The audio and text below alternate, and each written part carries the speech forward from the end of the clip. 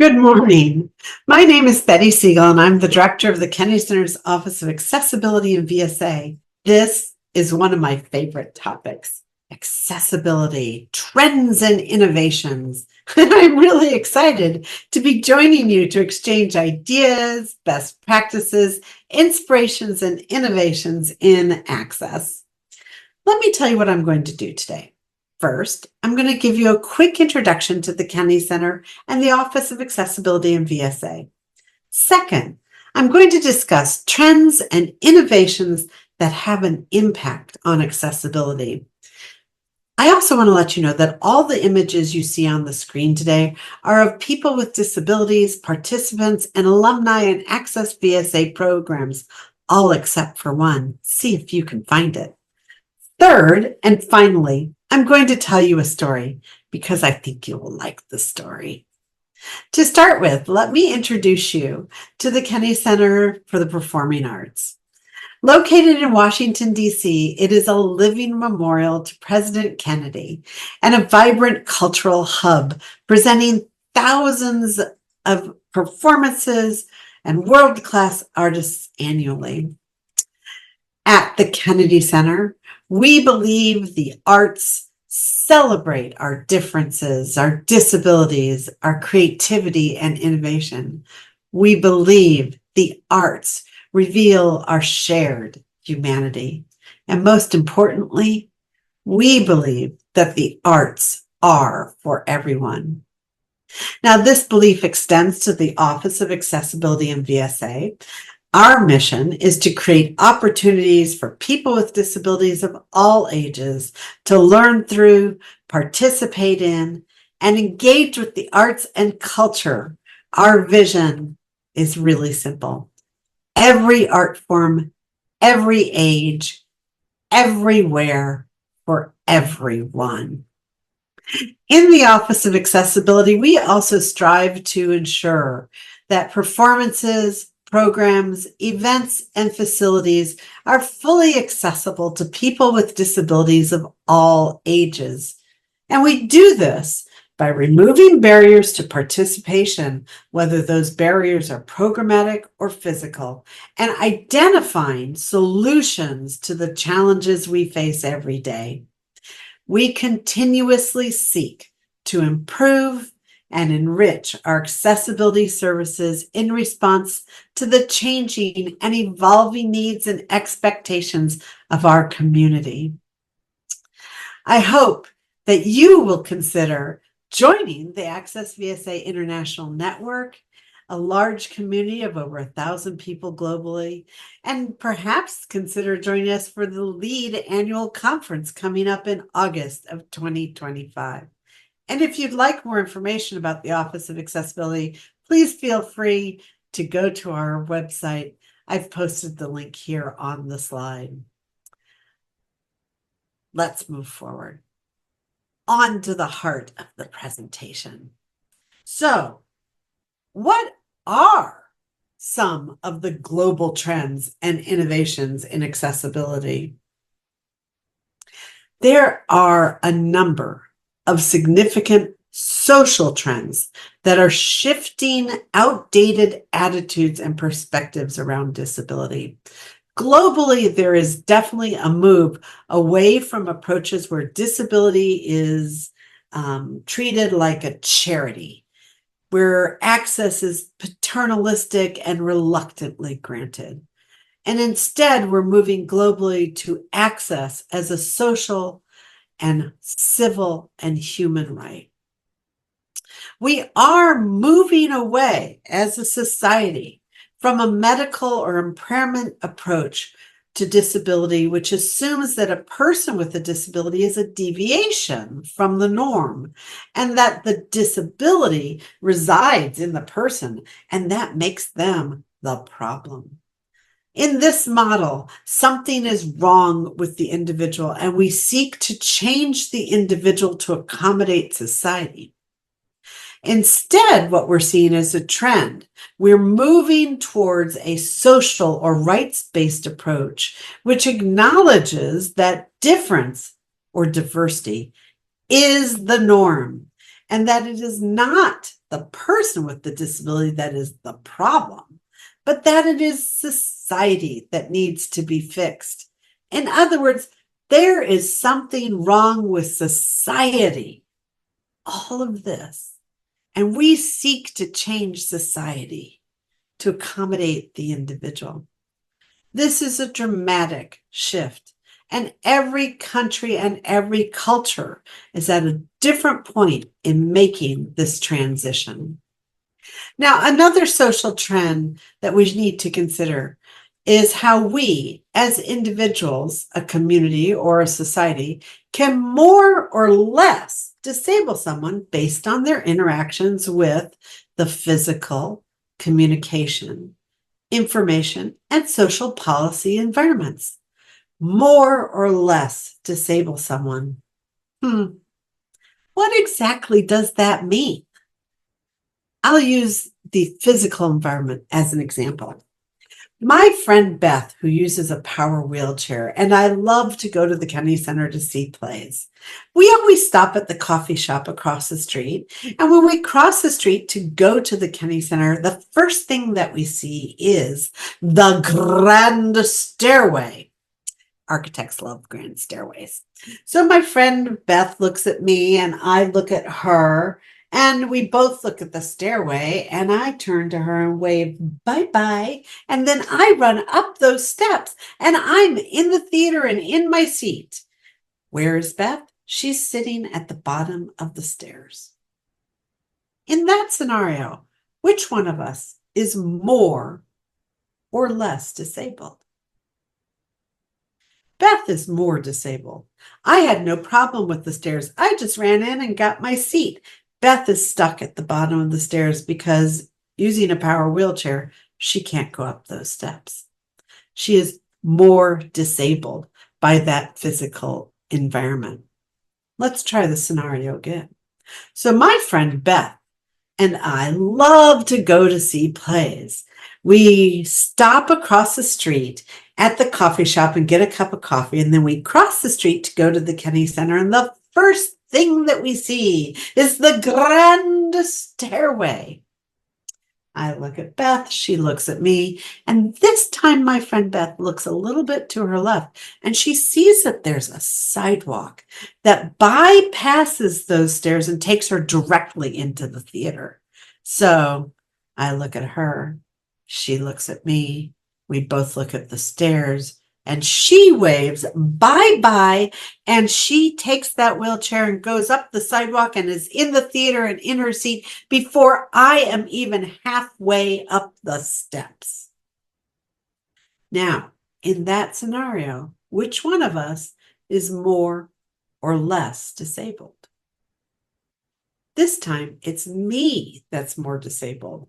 I have to go up the steps and it takes me longer, and I struggle sometimes to get up and down steps, whereas my friend Beth, using the sidewalk, goes straight into the theater. The physical environment disabled her less when there were stairs and a sidewalk.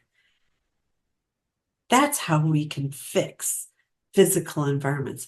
That's what it means to more or less disable someone. We can also fix the communication environment by providing captioning or sign language interpreters, assistive listening devices. When we provide these kinds of accommodations and access services, we disable the members of our audiences who are deaf or have hearing loss. We disable them less. We can fix the information environment by ensuring that our websites are designed and coded to be accessible to things like screen readers so that we disable our blind and low vision community less. And we can also address the social and policy environments. Our laws and regulations are frequently our social policies embodied in those laws and regulations, and those can provide protections and disable people less. Or in my venue, my theater, I can have internal policies For example, to set aside a percentage of seats as wheelchair accessible, to always make captions available on videos and other media that we produce.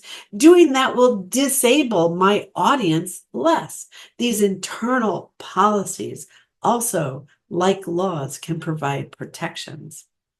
We can make someone more or less disabled simply based on moving a trash can out of the way, out of the path of travel. We can make someone more or less disabled by remembering to face them when we speak to them. More or less disabling someone requires each of us individually and collectively to take action and responsibility. A really major social trend seen today is the passage by many countries of disability rights laws and regulations protecting the rights, civil, human, and cultural rights, and prohibiting discrimination on the basis of disability. Some of these laws have been around for quite a long time, as the Americans with Disabilities Act passed in 1990, and we can see the results of those prohibitions against discrimination happening right now. I encourage you to think about these significant social trends, from changing perspectives, fixing environments to disable people less, and the impact of social policy as expressed by disability and human rights laws, as well as your own organization's internal policies to prohibit discrimination as you approach your accessibility work. Let's move on to some other trends. I just want to introduce a few innovations and trends in and emerging accessibility practices that I'm starting to see pop up in cultural spaces, theaters, and museums around the world. In theaters and museums, we are seeing them use and leverage universal and human-centered design concepts to build experiences and spaces that are inherently more inclusive. Why? Because they are designed and expected to embrace difference, diversity, and the varying needs of our audiences, artists, and staff. I wish I had more time to talk about this particular topic because I could spend hours on it. However, another trend that I'm starting to see that is also important is cultural arts workers, administrators, and managers and senior leadership starting to build accessibility into everyday experience business practices, which focus on accessible and inclusive experiences where the content, information, and interactive social aspects are fully and equally experienced by individuals, whether they have apparent or non-apparent mobility, sensory, communication, and brain-based disabilities. You know, today there are approximately 1.2 million people with disabilities around the world. Think about it. 1 out of 20 people have a disability, nearly 1/4 of the population. And this number gets even larger when we look at our aging populations. As the demographic shift and the percentage of individuals with disabilities increases, we need to embrace, plan for, and expect differences and disabilities as a normal part of the human condition. Oh, another really exciting and really topical trend right now is technology. Technology is having a tremendous impact on the opportunities for inclusion. From AI to apps to robots, technology often moves us closer to inclusive practices. Technology can provide new ways of conveying information in a multitude of different modalities and with diversity of ability in mind. Technology, when it is seamlessly integrated, can enhance accessibility and participation.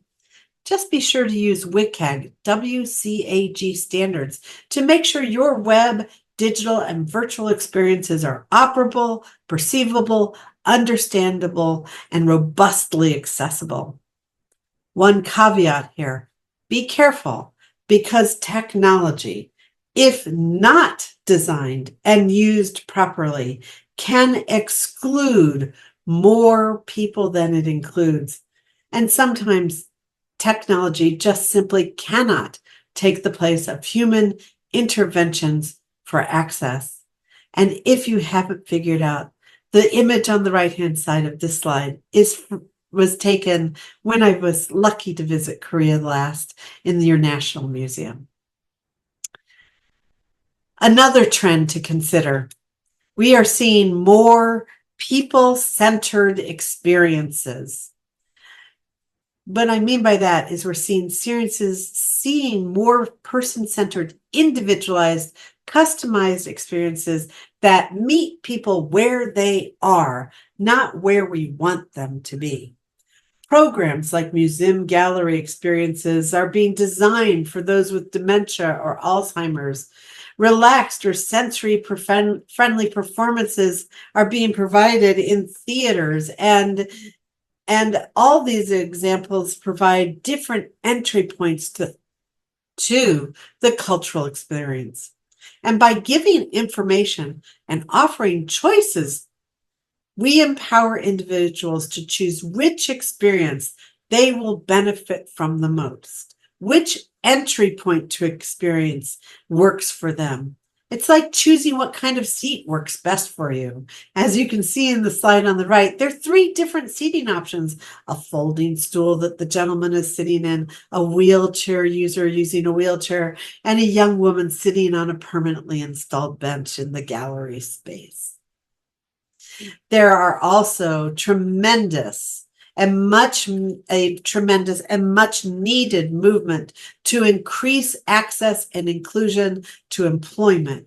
We need to work with and hire people with disabilities and push for representation on our stages, in our galleries, but in our offices, behind the scenes, and in front of the house. We need to push for employees as decision makers and in leadership and positions of authority. People with disabilities need to be visible and their stories authentically told. And finally, there is a growing movement to work together, to collaborate, to take collective action, which leverages limited resources and benefits whole communities. We are learning to authentically engage with our disability communities. We are learning to value accessibility that provides both independence and leverages interdependence. So, what is next? The next emerging practice? I don't know. I do know that accessibility and inclusion is crucial to have in all places where art and culture take place. A cultural arts sector that embraces access and inclusion will not happen overnight. It is something that is never done, never finished. We need to champion, nurture, and strive for access again and again. So let me close with a little story. This is one I told last year at the World Congress in Busan. Recognize these folks?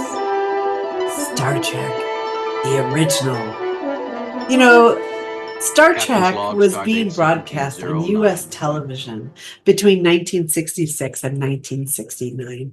And it had all kinds of exciting and futuristic technologies, stuff we only dreamed about and never really thought we would ever have. As you may recall, most episodes of the original Star Trek would start with Kirk and Spock sitting on the bridge of the Starship Enterprise, and they would inevitably get a call from Scotty in engineering. Now, I apologize because my Scottish accent is terrible. So Scotty would call from engineering and he would say, "Captain, Captain, the warp core is about to explode. Something was always about to blow up on Star Trek. And so Kirk and Spock would leap up and rush to the doors at the back of the bridge, and whoosh, whoosh, the doors would open automatically without being touched. And they would run through, and whoosh, whoosh, the doors would close again behind them without being touched. So now in 1969, the Star Trek producers got a letter from a man, an inventor, begging to know how they accomplished this miracle. This man wrote a letter saying, "How did you do it? How did you create doors that open without being touched? I have worked my entire lifetime on this complex engineering challenge, and I have not figured it out. Yet when I turned on my television, there it was. Doors. Whoosh, whoosh. Whoosh, whoosh." Well, the Star Trek producers scratched their heads and they wrote a letter back to the gentleman. And they said, "Well, we have these two guys, Fred and Joe, who pull the doors open, whoosh, whoosh, and push the doors closed, whoosh, whoosh, behind the scenes where you cannot see them." This is, after all, television, and it is pretend. So why do I tell this story? Well, in 1969, when Star Trek was being broadcast, humankind was landing on the moon. Automatic, self-actuating doors were considered ridiculously futuristic. Yet today, in hotels, airports, shopping malls, grocery stores, there they are. Automatic, self-actuating doors. They are common, everyday technology that was inconceivable 50 years ago. The same is true of accessibility. What was not possible before becomes possible now. What is inconceivable today will be routine and normalized tomorrow. So, what is next? I hope that we all collectively, the global cultural community, embrace inclusive and accessible practices. It is these practices which make our organizations relevant and help us thrive. And like in Star Trek, we can make possible today what was impossible yesterday for people with disabilities of all abilities. We can make a world in which we commit to accessibility and inclusion for all. Because that is what makes us more human. Thank you.